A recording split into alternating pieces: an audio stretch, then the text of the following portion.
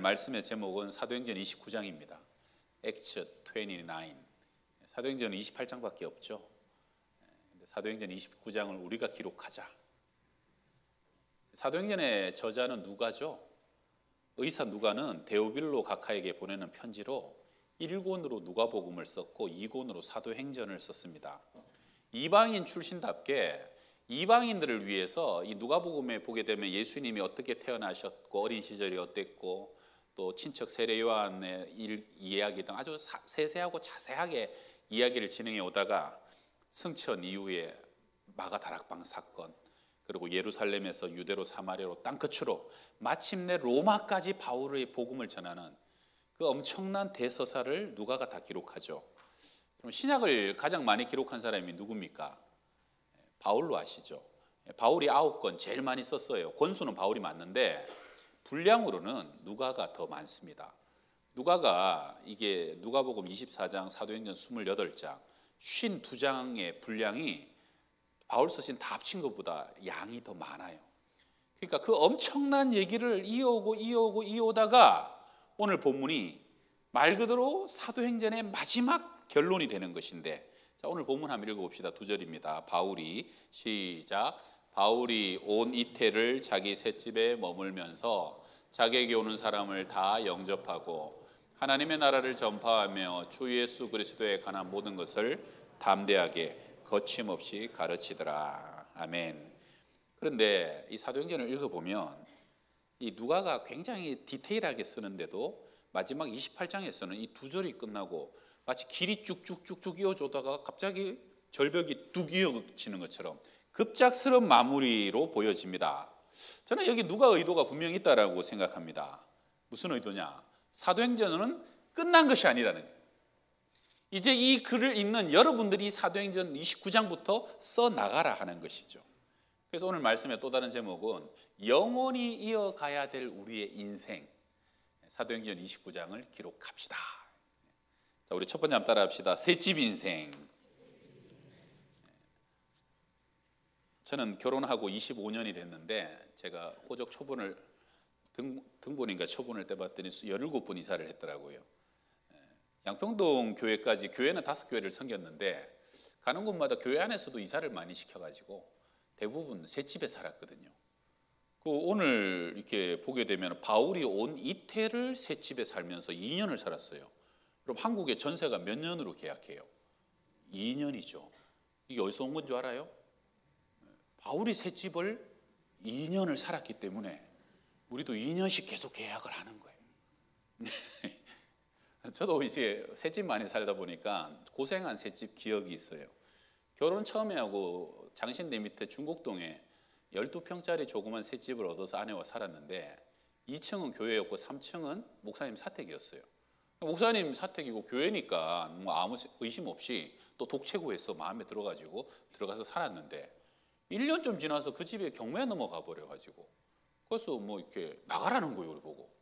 그러니까 사실 안 들어가야 될 집인데 우리가 몰라가지고 너무 어려서 들어갔다가 그러니까 조금 보존해 주는 돈만 받고 홀라당 다 까먹고 나가야 될 판인데 야, 이거 어디 가냐 생각했더니 마침 교회에서 어떤 권사님이 우리 이번에 그 아파트 뭐 분양받아서 이사 나가면서 이 집이 비는데 여기 와로 들어와서 살려고 그러는 거예요. 이 권사님들이 참 천사가 많아요. 그래가지고 우리도 뭐 전사님들 보니까 권사님들이 참 잘해준다 그러더라고요. 뭐 생각하고 말고 할 게 있습니까? 고맙다고. 그래서 그 집을 하남인데 그 집을 들어갔죠. 들어갔더니 독채 3층 집인데 45평인 거예요. 와, 12평 살다가 45평을 오니까 얼마나 넓은지 방도 막 남아요.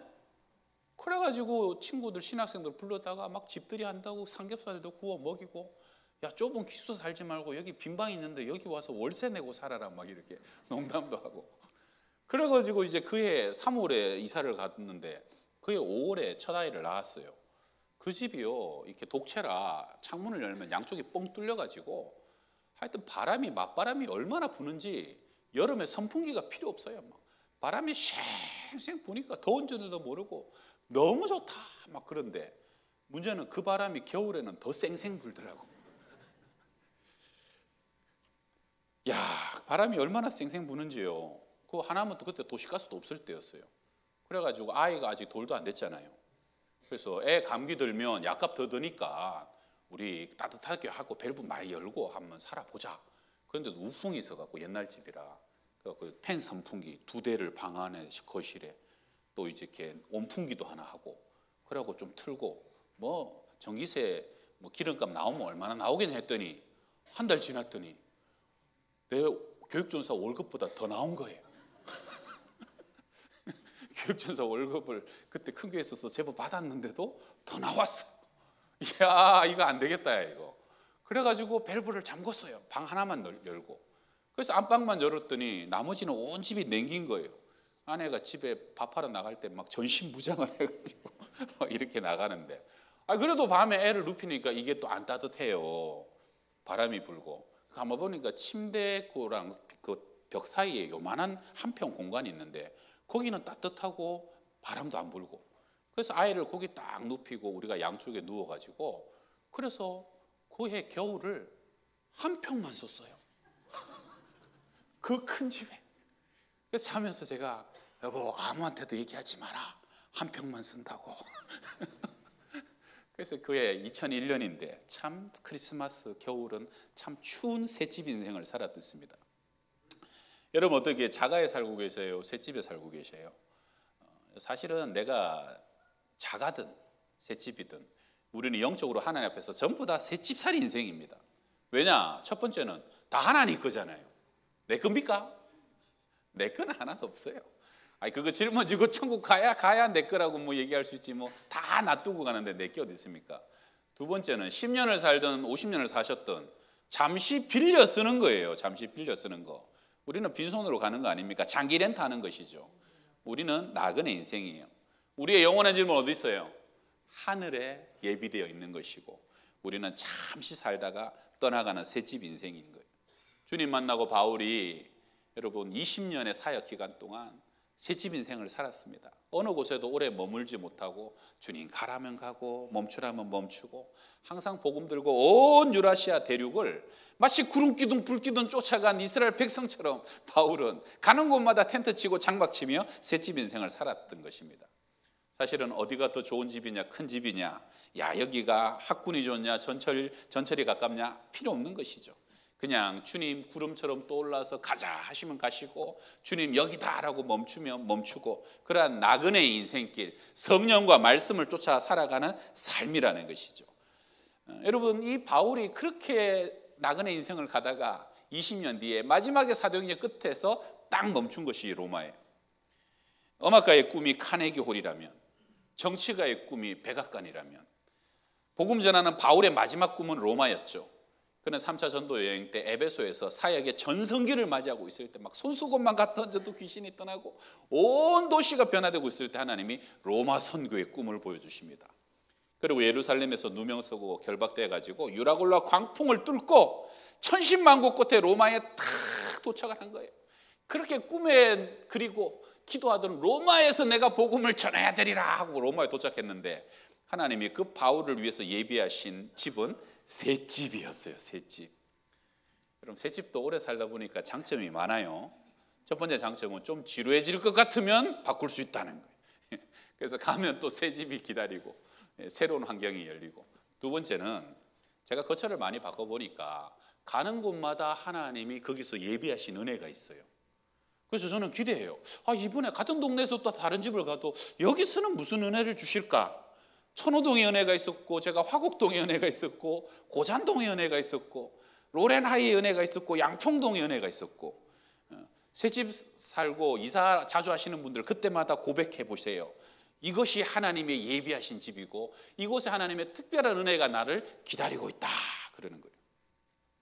믿음이 없이는이라는 찬양에 이런 가사 부분이 있어요. 나는 나그네로 왔는데 왜 주저앉게 되었나. 나는 청지기인데 언제부터 내 삶의 주인이 되어 버렸나. 나그네로 왔는데 왜 주저앉아 있는가. 나는 청지기인데 왜 내가 주인 행세 노릇을 하고 있는가 하는 것이죠. 노마드라는 단어를 들어보셨을 거예요. 제가 한번 소개해 드린다는데 이거 유목민이라는 뜻입니다. 이 말은 원래는 프랑스의 철학자 들레즈가 차이와 반복이라는 책에서 인용했던 철학 용어인데, 하나님이 바벨론 땅에서 아브라함을 노마드로 나그네로 불러내십니다. 당시 바벨론은 최고 문명, 물질 문명의 대명사고 세상의 중심이었죠. 아브라함아, 나그네로 살아라. 양을 치고 텐트를 치는 유목민으로 살아라는 것이죠. 그래서 아브라함은 갈대아 우르를 쫓아 말씀을 쫓아 날마다 가는 곳마다 텐트를 치면서 살아갑니다. 그는 다투지 않아요. 너무 양떼가 많아지면 네가 좌하라, 나는 우하고, 네가 우하면 나는 좌하리라. 하나님이 함께 가시면 아골골짝 핀들이라도 그것이 나의 집이고 하나님의 은총의 땅이다는 믿음으로 하나님만 쫓아가는 거예요. 이삭에게 그 스피릿이 흘러가네요. 이삭도 가는 곳에 우물을 파면 우물이 터집니다. 그럼 나쁜 사람들이 우물을 뺐어요. 그럼 이삭은 또 텐트 걷고 그냥 줘버리고 가는 거예요. 싸울 것도 없고 미련 둘 것도 없고 집착할 것도 없고, 어디든지 다시 텐트 치고 우물 파면 하나님이 그 속에서 다시 또 샘이 솟아나게 하시니까 얽매일 것도 없고 억울할 것도 없고 항상 노마드로 나그네로 살아간다는 거예요. 문제는 뭡니까? 그러다가 나이가 들고 점점 가진 게 많아지다 보니까 어느새 노마드 정신을 잊어버리게 되는 것이죠. 부동산에 집착하고 큰 집을 집착하고 그리고 자리에 집착하고 인기에 연연하는 삶이 되죠. 그러다 보니까 불기둥이 떠올라서 이동하는데 쫓아가야 되는데 가진 게 너무 많으니까 쫓아가는 것이 버겁고 어느새는 가기 싫고 쫓아가기 원해도 가진 것이 너무 많아서 쫓아갈 수 없는 삶으로 점점 더 단단한 틀과 조직과 제도 속에 함몰되기 시작하는 인생이 된다는 거예요. 젊을 때는 그토록 기성세대를 비판하고 권력자를 비판하면서 목숨을 바쳐서 데모하기도 하고 명분과 정의를 부르짖던 이들이 어느 순간 내가 기득권자가 되고 기성세대가 되니까 내가 가진 것을 지키고 나의 성을 튼튼하게 쌓으면서 누구도 들어오지 못하도록 그냥 이제는 가진 것이 많고 배가 부르니까 귀 막고 눈 감고 살아가는 그런 변질된 기성세대가 되어가고 있지는 않는지, 정작 힘없고 소외된 사람들한테는 옛날에 내가 받았던 상처와 억울함을 갑절로 되돌려주면서도 깨닫지 못하는 그런 인생을 살아가고 있는지는 아는지. 여러분, 그래서 아무리 가진 것이 많고 아무리 큰 자리와 힘을 차지해도 항상 잊어버리지 말아야 될 것이 뭡니까? 고백하셔야 돼요. 나는 나그네입니다. 모든 것의 주인은 하나님이십니다. 하나님의 말씀과 성령 외에는 아무것도 내가 사로잡히지 않겠습니다. 하나님이 떠나라 하시면 오늘이라도 털고 훌훌 떠날 수 있는 인생, 하나님이 버리라 하시면 무엇이든지 다 버려도 주님만 계시면 됩니다라고 고백할 수 있는 인생, 그것이 바로 새집 인생이고 나그네 인생이라는 것이죠. 여러분, 만약에 우리가 그러한 고백과 그러한 마음의 다짐을 잊어버리면 어느 순간 2000년 전에 바리새인이 내 모습이 되어가고 2000년 전에 내 것을 뺏기기 쉽고 내 이익을 지키기 위해서 예수님마저 십자가에서 못 박혀 죽어야 했던 그 가해자들이 어느 순간 내 얼굴에서 보이기 시작한다는 것이죠. 여러분, 그래서 천상병 시인의 우리 귀천, 제가 장례 사무실 읽어드리는데 참 좋은 시예요. 나 하늘로 돌아가리라. 새벽빛 와 닿으면 쓰러지는 이슬 더불어 손에 손잡고, 나 하늘로 돌아가리라. 저녁놀 기슭에서 단둘이서 놀다가 구름 손짓하면은 나 하늘로 돌아가리라. 아름다운 이 세상 소풍 끝내는 날 가서 아름다웠더라고 말하리라. 좋죠? 나중에 하나님 앞에 탁 섰을 때 소풍 끝내고 왔습니다. 잠시 소풍 다녀왔습니다. 집착할 것도 없고 후회할 것도 없고 주님 주신 은혜를 누리고 나누고 베풀면서 감사하게 살았습니다 라는 그러한 새집 인생, 나그네 인생 다 되시기를 축원합니다. 자, 두 번째 따라 합시다. 영접하는 인생. 바울이 온 이태를 자기 새집에 머물면서 자기에게 오는 사람을 다 영접했다. 유라굴라 광풍 이후에 바울이 멜리데에 표류했는데 그때 토인들이 나와서 바울 일행을 276명을 3달을 먹이고 입히고 재우고 3달을 영접하죠. 그래서 바울이 로마에 도착하고 난 이후에는 셋집이지만 바울이 그곳에서 나오는 모든 사람을 영접하고 환대하는 2년의 삶을 살아갑니다. 자, 여러분, 영접은 너무 중요하죠. 요한복음 1장 12절 구원이 뭔가 한번 읽어봅시다. 영접하는 자, 곧 그 이름을 믿는 자들에게는 하나님의 자녀가 되는 권세를 주셨으니. 여러분, 구원이 뭡니까? 예수님을 웰컴, 주님 내 안에 오십시오. 내 마음의 문을 활짝 엽니다. 우리 집의 문을 활짝 열고 주님을 우리 집의 주인으로 모셔드립니다. 버선발로 뛰어나가서 주님을 모셔드리는 거, 그것이 구원 아닙니까? 요한계시록 3장에 볼지어다 내가 문 밖에 서서 두드리노니 누구든지 내 음성을 듣고 문을 열면 내가 그에게로 들어가 그와 더불어 먹고 그는 나와 더불어 먹으리라. 한 식구가 될 것이다. 누구와? 내 음성을 듣고 문을 여는 사람에게. 우리 유명한 성화가 있죠. 그 성화에 보게 되면, 성화 보여주세요. 주님이 녹화하면서 두드리시는데 저 문에 뭐가 없어요? 문고리가 없다는 거예요. 안에서 열어주셔야만 주님이 우리 안에 들어올 수 있다는 것이죠. 그래서 우리는 오늘도 이 예배 속에 하나님을 우리 안에 초청하는 거예요. 날마다 기도를 통해서 하나님을 우리 안에 초청하고 주님이 내 삶의 주인이시고 주님이 내 인생의 선장이십니다 고백하는 것, 그게 구원받은 자의 삶 아닙니까? 복음성가 가수였던 하덕규 시인의 가시나무새를 아시죠? 몇 년 전에 이제 조성모가 리뉴얼하게 됐던 곡이죠. 가사에 이런 가사가 있습니다. 내 속에 내가 너무도 많아 난 당신의 쉴 곳이 없네. 내 속엔 헛된 바람들로 당신의 편할 곳이 없네. 원래 이게 찬송이에요. 하나님 어느 순간 내 속에 내가 칵 차다 보니까 주님이 들어와서 쉬실 곳이 없고 내 속에 너무 헛된 바람이 가득하니까 하나님의 뜻이 이루어질 그러한 공간이 하나도 없다는 것이죠. 여러분, 누구도 영접하지 못하고 오직 내 안에 더 깊이 갇혀가고 고립되어가는 인생들, 교회를 와서 믿음 생활을 해도요 그냥 예배만 했지 어느 누구와도 연결되거나 교회의 한 지체와 한 몸이기를 거부하는 사람들, 누구도 우리 집에는 들어올 수 없다라고 나의 유익과 이익만을 위해서 살아가는 인생은 어느 순간 영접을 포기하면서 살아가는 인생이 아닌가.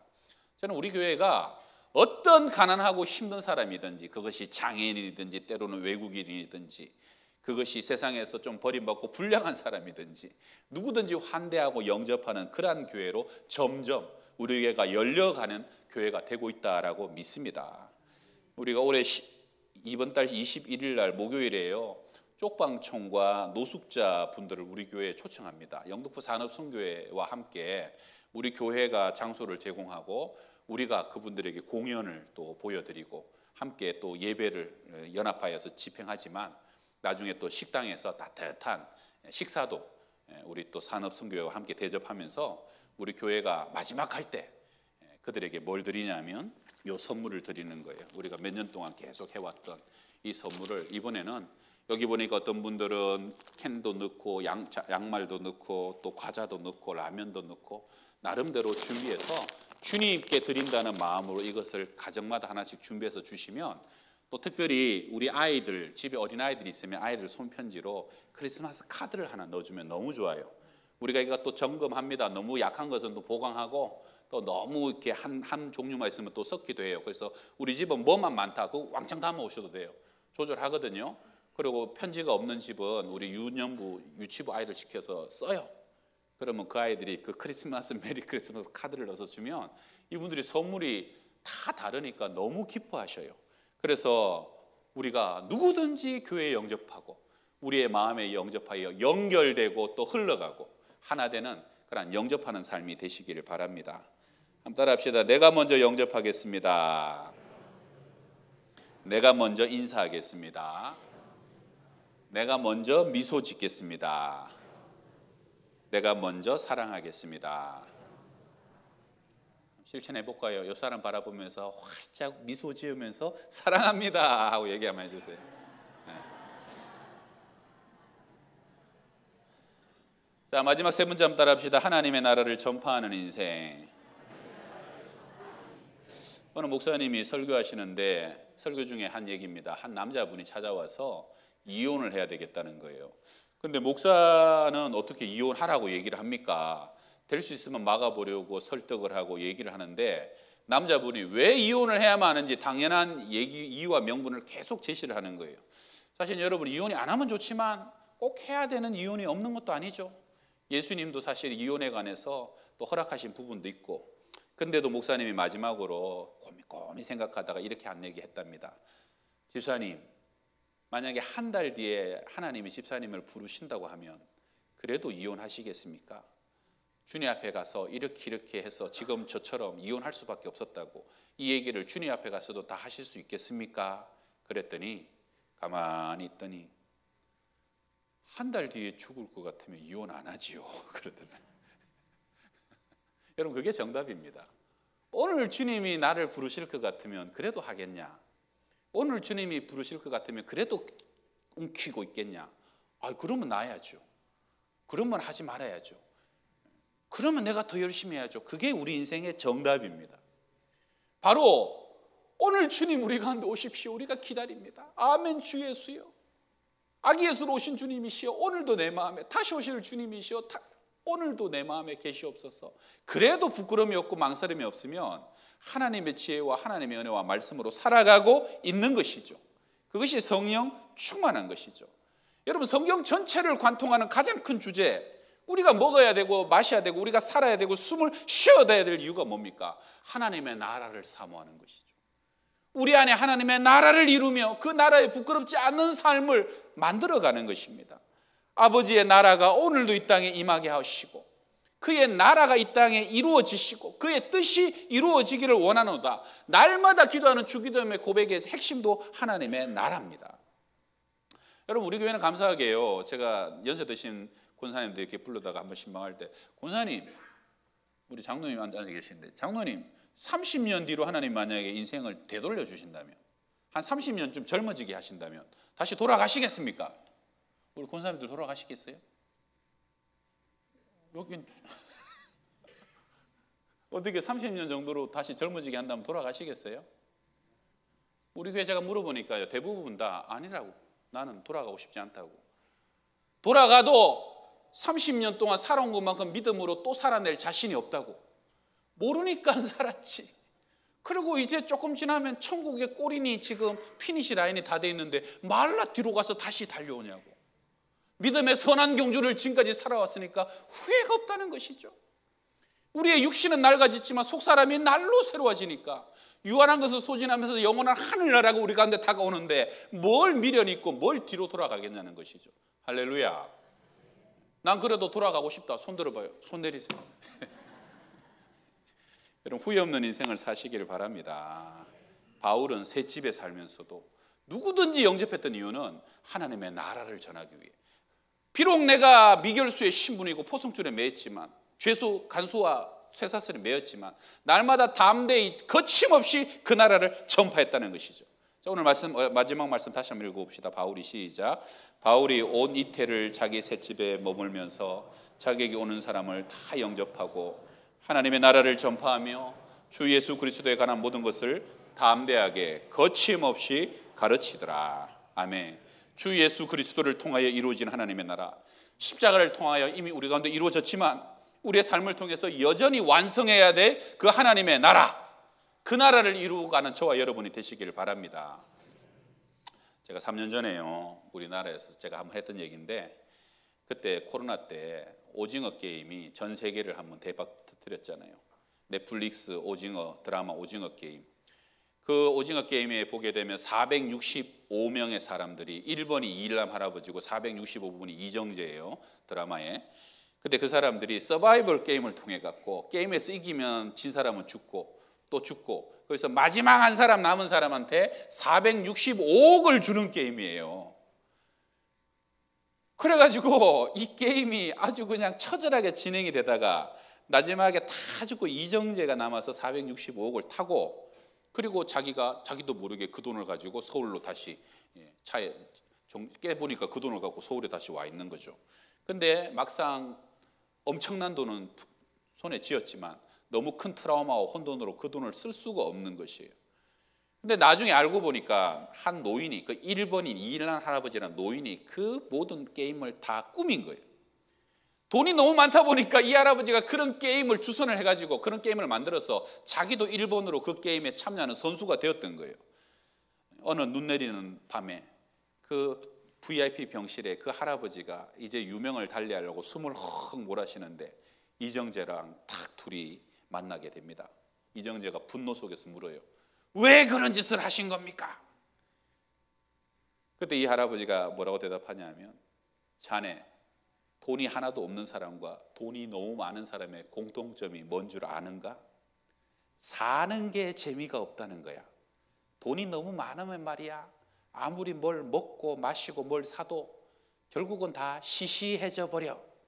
그러면서 뭐라 그러냐면, 그런데 내가 제일 재밌었던 게 뭔가, 어릴 적에 그 가난할 때 구슬치기 하고 달고나를 뽑고 친구들이랑 무궁화꽃이 피었습니다를 하고, 그때는 해가 지는 줄도 모르고 내일 일어나면 또 놀아야지 또 놀아야지. 그게 제일 재밌었다는 거예요. 그래가지고 이 할아버지가 마지막 죽기 전에 기쁨을, 자기가 지금 마지막 죽을 병에 걸렸는데 마지막 기쁨을 위해서 400억을 넘게 자기 돈을 쏟아 부으면서 사람 죽으면서 서바이벌하는 그 게임에 자기가 선수로 들어갔다는 거예요. 전에는 시키기만 했더니 시켜서는 또 재미가 없네. 내가 같이 들어가야 재미가 있네. 그게 얼마나 황당한 노릇입니까? 여러분, 이 드라마가 주는 교훈 중에 큰 것이 뭐예요? 세상에 어떤 것을 소유하고 다 가져도요, 영원한 만족은 없습니다. 세상에 주는 만족과 쾌락을 쫓아갈수록 나중에는 후회가 남고 죄책감만 남을 뿐이라는 것이죠. 우리가 영원히 바라보고 사모하고 영원히 이루어가고 소유해야 될 것이 뭡니까? 우리의 목숨과 시간과 정열을 다 바쳐서 만들어갈 것은 하나님의 나라입니다. 하나님의 나라는 마치 밭에 감추인 보화를 발견한 장수와 같아서 그 밭을 사기 위해서 자기가 가진 것을 다 팔아서 그 밭을 사고야 기뻐 뛰며 즐거워하는 것, 그것이 하나님의 나라고, 우리 안에 영원한 의와 평강과 희락으로 인도해 주는 것도 하나님의 나라라는 것이죠.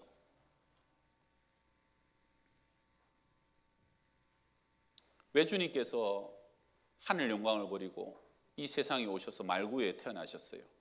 예수님이 하나님의 나라를 살아가는 인생을 보여주신 것이죠. 하나님의 나라는 역설의 나라고, 하나님의 나라는 추구에 사는 나라고, 십자가 속에 하늘의 미랄이 될 때 100배 1000배의 열매로 부활하는 것이 하나님의 나라라는 것이죠. 그래서 마지막에 내가 너희를 사랑한 것 같이 너희도 서로 사랑하면서 이 하나님의 나라를 이루어가라. 사도 바울은 어느 날 그 나라를 발견하고 난 이후에, 예수 그리스도 안에 있는 그 나라를 발견하고 난 이후에 그는 모든 것을 초계같이 버리고 배설물같이 여기면서 그 나라를 쫓아서 평생을 달려가는 삶을 살면서 오늘 사도행전 28장에 이르고, 이제 사도행전 28장의 마지막 구절은 우리를 도전하는 것이죠. 우리가 사도행전 29장을 기록하면서 그 사도들의 삶을 영원히 이어서 또 다른 사도적인 삶을 이 땅에 이루어가는 그러한 저와 여러분이 될 수 있기를 주의 이름으로 축원합니다. 기도합시다.